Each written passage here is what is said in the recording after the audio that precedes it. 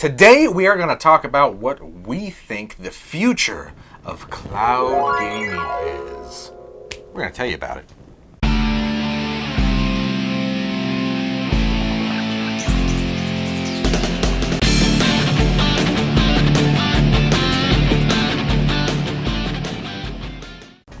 Hey, I'm Mitch. I'm Austin. And this is Super Platinum Achievement, and the future of gaming is now. Later. Cloud gaming is something that we've been introduced to this last year in 2020. One of the good things to come out of 2020, we got, actually, I guess it was introduced end of 2019 with Stadia, but it wasn't great. But then Xbox entered the ring with XCloud, and we've got cloud gaming now. Now, if you don't know what cloud gaming is, and you've been hiding under a rock, or you just don't care, it is exactly what it sounds like. You are playing a game streaming from the cloud, so it's running on a server that is not in your house. It's running somewhere else. It's instantaneous, awesome, great concept if you got really good internet. Yes. There's definitely a lot of benefits to cloud gaming. You know, you don't have to necessarily own the game or like buy the game or have the console. Like for the Stadia, you can just use a phone or something like that. You don't have to actually have like an Xbox or something to play these games. 2 to 3 hour download wait. Yes, that's probably a big advantage. But the huge disadvantage is not everyone has the internet capable to support all that. And if they do, people still have data caps and stuff like that. And streaming a video game is probably a lot of data going back and forth, and you might bust through that data cap pretty quickly. Oh yeah! Yeah, and the point of cloud gaming, for the most part, is yes, that instant access to it, but also at the same time avoiding having to buy a console. So instead of dropping $500-$600 on a console, you pay $50 to $100 for a streaming stick or something like that, or nothing. Just $50 for a controller to play on your phone. Exactly. And you've got access to all these games. Yes, you still have to pay for the games. But that's kind of the point. But yeah, like Austin was saying, if you don't have good internet and you have to upgrade your internet in order to support it, it kind of ruins the point, because then you're just paying a monthly payment on your new system, basically. Yeah. And some people don't even have access to have better internet from where they live. It's just not, the infrastructure's not there yet. I've been playing with cloud gaming a lot recently, and like we said, if you have great internet at home and you're playing from home, it's awesome. It works wonderfully. So many different ways to play it on your tablet, on your phone. With Stadia, you can play on the Chromecast Ultra, and it's great. However, if you go to play from your mobile data, I have them unlimited, so that's not an issue.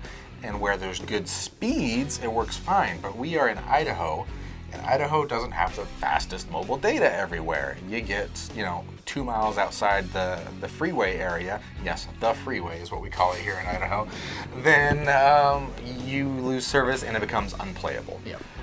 So that's a big hiccup. It's there, we're introduced to it, so the future is still yet to come, because eventually mobile networks and internet is going to get so much faster. I mean, even it's going to get there in the next 5 years. Yeah, it's just the future of everything. Yeah, not right now. It's down the road, and I wouldn't be surprised, because like we said, XCloud, right? XCloud, Stadia, and I know Nintendo's kind of done some stuff. Amazon's got the Luna coming out. Wouldn't be surprised to see PlayStation doing something with it as well.